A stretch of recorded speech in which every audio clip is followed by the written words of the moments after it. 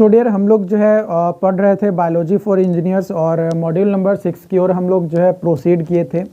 Module number 6 में हम लोग कुछ टॉपिक देखे थे कि कैसे जो है डीएनए का स्ट्रक्चर्स होता है, किस तरीके से फॉर्मेशन किया गया था, क्या हाइपोथेसिस लिए गए थे, इन सभी के बारे में हम लोगों ने जो क्या किया था डिस्कस कर लिया था। अब उसी में आगे हम लोग प्रोसीड करेंगे और अब हम लोग बात करेंगे जो कि है टेक्निक होगा ना, टेक्निक फॉर जेनेटिक टेक्निक्स है, टेक्निकल नहीं, वही क्या है, टेक्निक्स ऑफ जेनेटिक इंजीनियरिंग है ना। जेनेटिक्स इंजीनियरिंग क्या टेक्निक्स है, कैसे बनता है जेनेटिक इंजीनियरिंग, क्या प्रोसेस है, उसको क्या नाम जानते हैं, इसके बारे में डिस्कस करते हैं।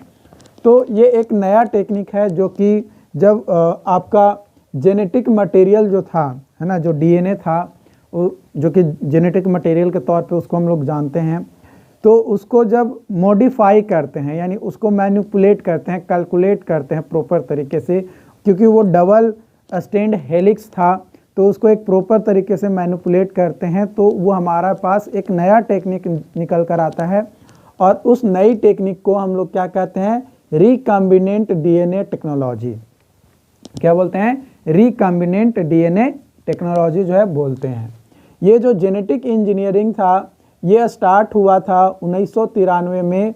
कैसे हुआ था स्टार्ट, जब जीन को कंबाइन किया गया था है ना, जो जीन था उसको जब कंबाइन किया गया किसके साथ, बैक्टीरिया के साथ है ना, जीन को बैक्टीरिया के साथ जब कंबाइन किया गया था और bacterium with plasmid of E. coli, E. coli का जो प्लाज्मिड था बैक्टीरियम का उसके साथ जब जोड़ा गया तो हमारा जो है जेनेटिक इंजीनियरिंग का उस टाइम में इस तरीके से स्टार्ट हुआ कॉम्बिनेशंस के साथ में। तो जो बेसिक प्रोसेस है रिकॉम्बिनेंट डीएनए टेक्नोलॉजी, उसको दो तरीके से कंप्लीट किया जाता है। पहला है फॉर्मेशन ऑफ रिकॉम्बिनेंट डीएनए, पहला तरीका है कि रिकॉम्बिनेंट डीएनए को फॉर्म कीजिए, बनाइए, और दूसरा है introduction of recombinant DNA into appropriate host, मतलब किस तरीके से आप इंट्रोड्यूस कर रहे हैं रिकॉम्बिनेंट डीएनए को और एप्रोप्रिएट जो जिसके साथ वो मिलकर बनेगा। क्योंकि जेनेटिक इंजीनियरिंग जो था क्या था कि भाई bacterium with plasmid gene from bacterium and with plasmid of E. coli जब कंबाइन हो रहे थे, तो इसका जो है प्रॉपर जो होस्ट है जिसके साथ कंबाइन किया जा रहा है ना, जो कंबाइन हो रहा है उसका एक प्रॉपर इंफॉर्मेशन आपके पास होना चाहिए, तभी जाकर वो सही हो पाएगा। ठीक है, उसके बाद दो बेसिक पॉइंट्स है जो आपको जानना ज़रूरी है। पहला पॉइंट है डीनेचुरेशन और दूसरा है रीनेचुरेशन। डीनेचुरेशन और रीनेचुरेशन, इसमें क्या अंतर है, चलिए हम लोग जो है यहाँ पे देखते हैं। ठीक है,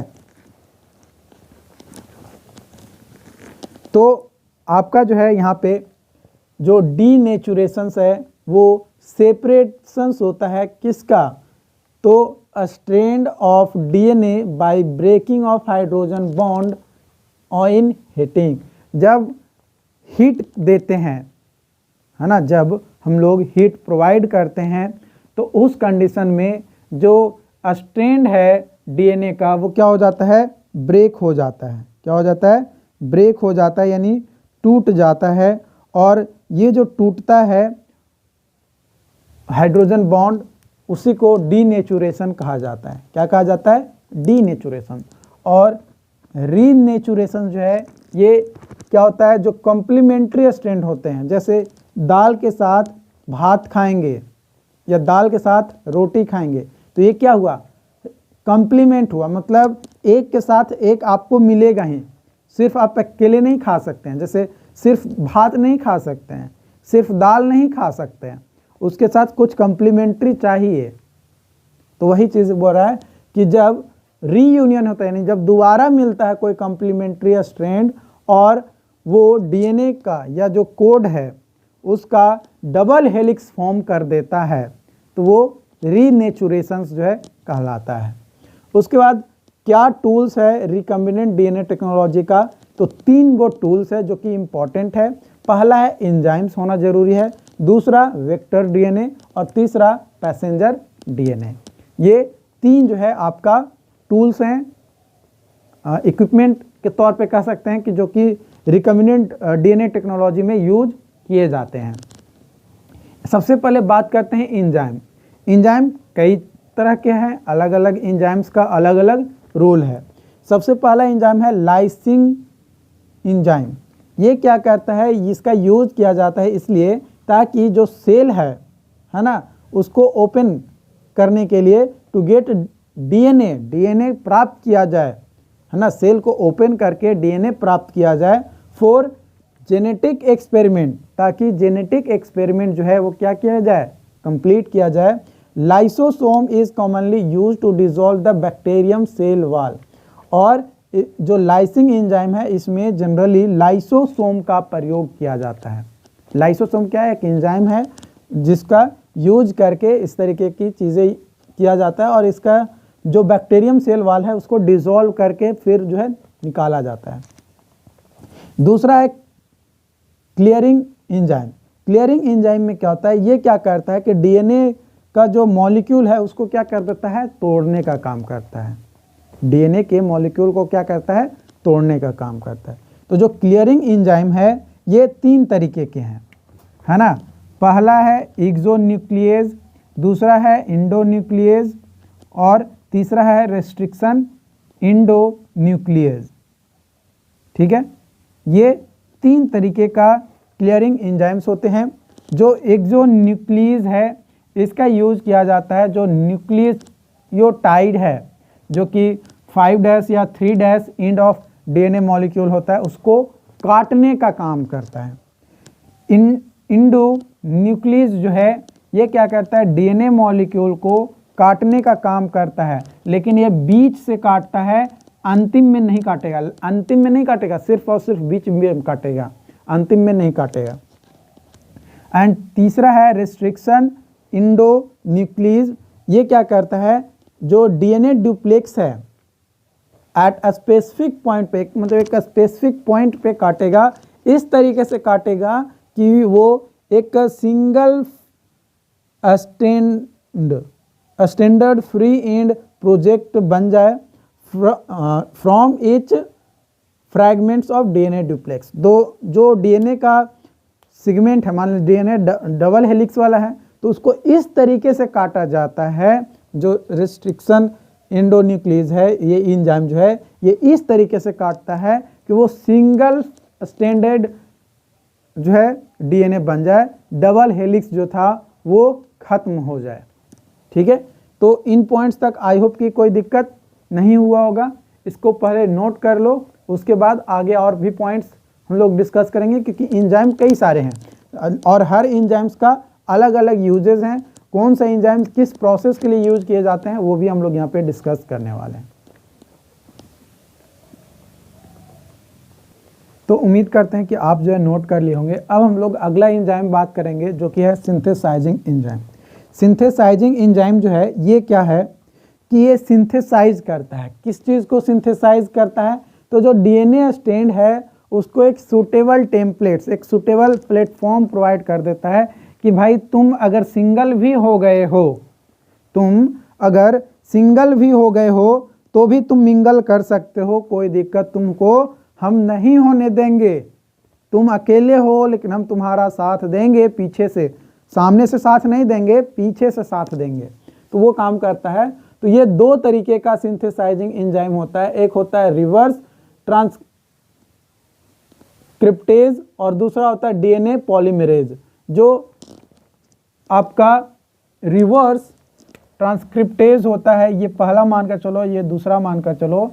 ये क्या करता है कि जो कॉम्प्लीमेंट्री यानी जो जरूरी की डीएनए होता है, जिसका साथ होना जरूरी है, उसको क्या करता है, एक आरएनए टेम्पलेट के साथ क्या करता है, सिंथेसाइज करता है, जोड़ कर रखता है कि भाई तुम अकेले हो तो तुमको ये चीज़ें ज़रूरी पड़ेगी, हम तुमको ये चीज़ प्रोवाइड करते हैं। और जो दूसरा है डीएनए पॉलीमरेज, ये क्या करता है कि जो कॉम्प्लीमेंट्री डीएनए है, स्ट्रैंड है, उसको सिंथेसाइज करता है किस पे, ऑन डीएनए टेम्पलेट पे। ये डीएनए टेम्पलेट पे करता है और ये आरएनए टेम्पलेट पे कॉम्प्लीमेंट्री डीएनए को क्या करता है, सिंथेसाइज करता है। उसके बाद है ज्वाइनिंग एंजाइम। अगला एंजाइम क्या है, ज्वाइनिंग एंजाइम। ये क्या करता है, हेल्प करता है किसमें, scaling gaps in DNA fragment which are otherwise formed by complementary base pairing. और ये जो स्केलिंग गैप्स होता है डीएनए फ्रैगमेंट्स के बीच में, उसको क्या करता है, हेल्प करता है, ताकि जो हमारा कॉम्प्लीमेंट्री बेस पेयरिंग है उसको फॉर्म होने से क्या किया जाए, रोका जाए नहीं, फॉर्म होने दिया जाए, है ना। अदरवाइज वो क्या हो जाएगा, फॉर्म हो जाएगा। लेकिन अगर यहाँ पे रोकने की कोशिश किया जाएगा तो फॉर्म नहीं हो पाएगा। तो इसको जो स्केलिंग गैप्स है डीएनए फ्रैगमेंट्स के बीच में, उसको हेल्प करता है और इस तरीके से हमारा जो है कॉम्प्लीमेंट्री डीएनए पेयरिंग जो है बन जाता है।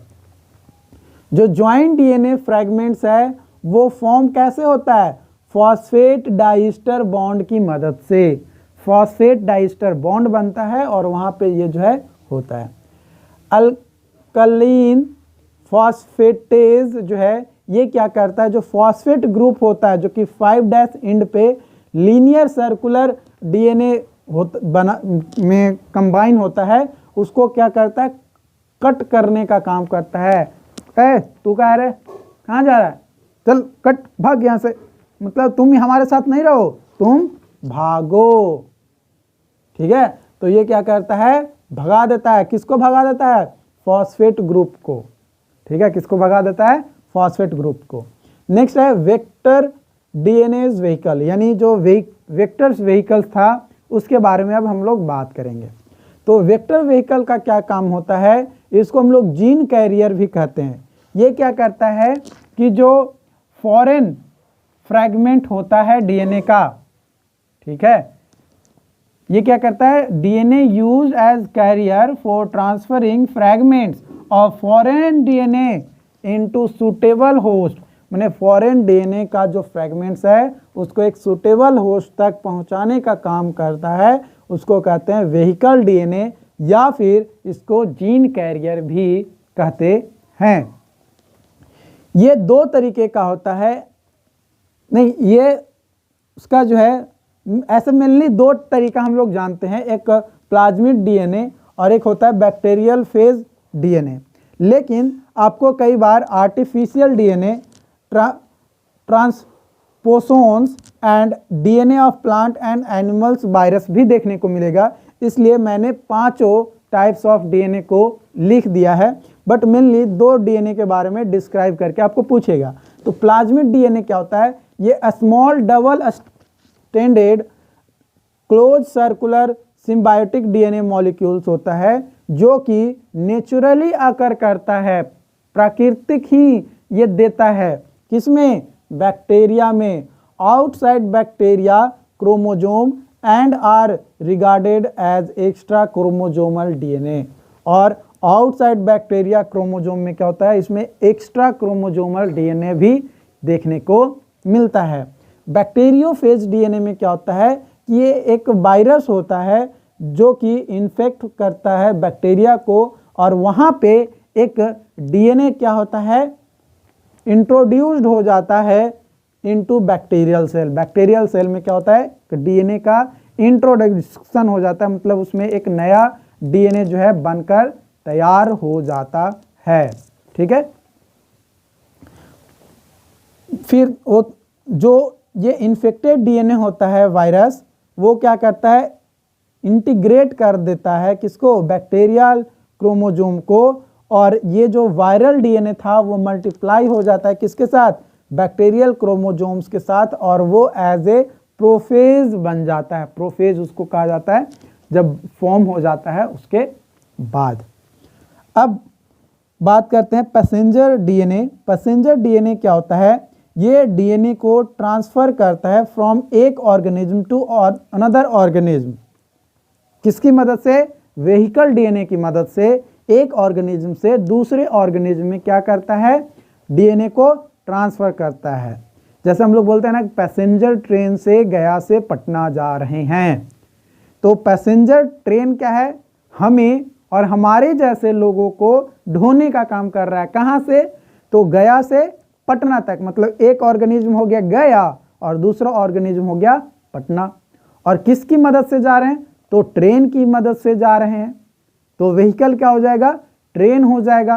किसको ले जा रहा है? तो हम ऑर्गेनिज्म है यानी ह्यूमंस है, तो हम जैसे ह्यूमंस को गया से पटना लेकर जा रहा है।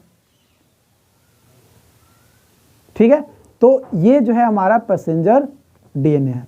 पैसेंजर डीएनए दो तरीके का होता है, एक होता है कंप्लीमेंट्री या कॉपीइंग डीएनए जिसको सी डीएनए कहा जाता है, और एक होता है सिंथेटिक डीएनए जिसको एस डीएनए के नाम से हम लोग जानते हैं।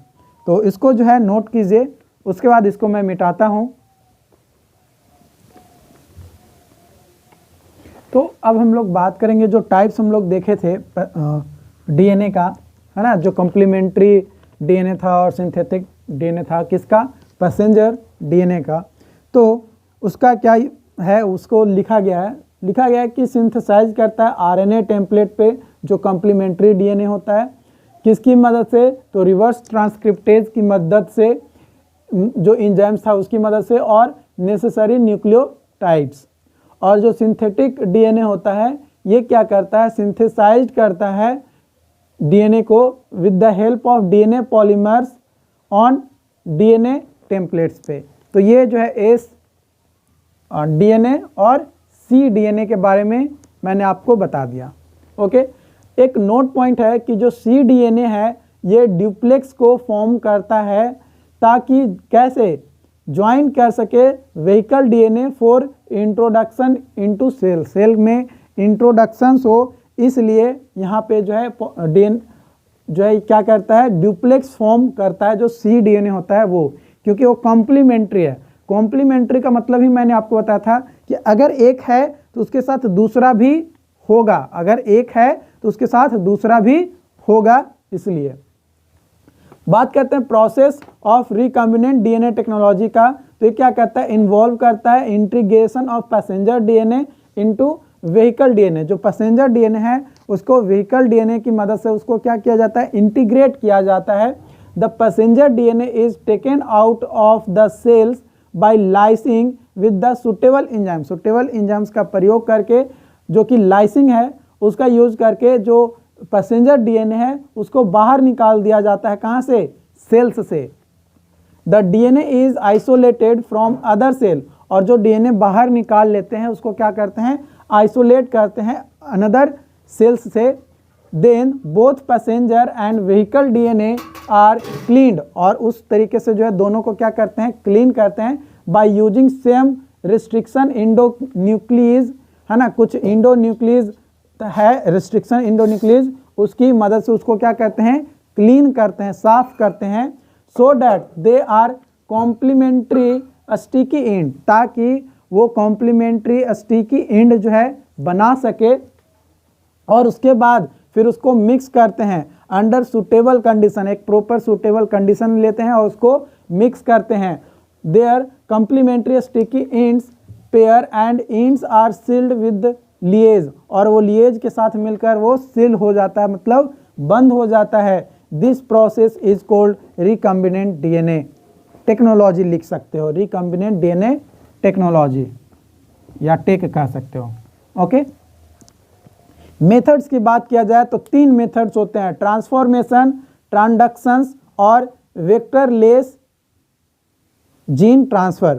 ट्रांसफॉर्मेशन में क्या होता है? It is the process in which cell takes up naked DNA fragment from the environment, incorporates it into the own chromosomal DNA and exposes to the tract control by incoming DNA. ये जो process है transformation में, ये क्या करता है कि जो डीएनए फ्रैगमेंट्स था, जो नंगा था, है ना, उसको क्या करता है? एक कवर प्रोवाइड करता है और कवर प्रोवाइड करके वो जो है इन्वायरमेंट के साथ एक्सपोज होकर जो इनकमिंग डीएनए है उसके साथ मिल जाता है और अपना काम करता है। ठीक है, जो ट्रांसडक्शंस है इसमें क्या होता है कि डीएनए का क्या होता है, ट्रांसफर होता है एक ऑर्गेनिज्म से अनदर ऑर्गेनिज्म में। किसकी मदद से? तो बैक्टीरियोफेज की मदद से। तो इस प्रोसेस को क्या कहते हैं? ट्रांसडक्शंस कहते हैं। जैसे जीन्स जो है वो ट्रांसफ़र होता है बैक्टीरियम ई कोली से ह्यूमन सेल्स में। किसकी मदद से? तो इंटरमीडिएट वायरसेस की मदद से। तो ये जो प्रोसेस है ये ट्रांसडक्शंस कहलाता है। उसके बाद है वेक्टर लॉस जीन ट्रांसफ़र। इसमें क्या होता है, सेवरल अल्टरनेटिव अप्रोच होते हैं जिसकी मदद से हम लोग इस प्रोसेस को कर सकते हैं। लेकिन इसमें क्या करते हैं कि जो डीएनए रिकम्बिनेंट डीएनए होता है उसको रिसिपिएंट सेल्स से क्या करते हैं, उसको चेंज करते हैं और विदाउट इन्वॉल्विंग कैरियर मॉलिक्यूल्स। कोई कैरियर मॉलिक्यूल्स को इन्वॉल्व नहीं करते हैं, कोई कैरियर मॉलिक्यूल्स को इसमें जोड़ते नहीं है, फिर भी वो जो है एक फॉर्म से दूसरे फॉर्म में क्या हो जाता है, चेंज हो जाता है। वही चीज़ बोला जा रहा है कि वेक्टर लेस जीन ट्रांसफ़र यहाँ पे जो है हम लोग कर रहे हैं। तो मॉड्यूल 6 का जो थ्योरी टाइप था, जो कॉन्सेप्ट था, वो मैंने बता दिया। अब इस पे कुछ क्वेश्चंस हम लोग करेंगे, है ना, ऑब्जेक्टिव क्वेश्चंस करेंगे। बाकी सब्जेक्टिव क्वेश्चन जो प्रीवियस ईयर का पूछा गया वो तो आने वाले समय में करेंगे ही। तो इसको आप नोट कर लीजिए। उसके बाद हम लोग जो है ऑब्जेक्टिव क्वेश्चंस आज नहीं अगली वीडियोज़ में अब हम लोग बात करेंगे।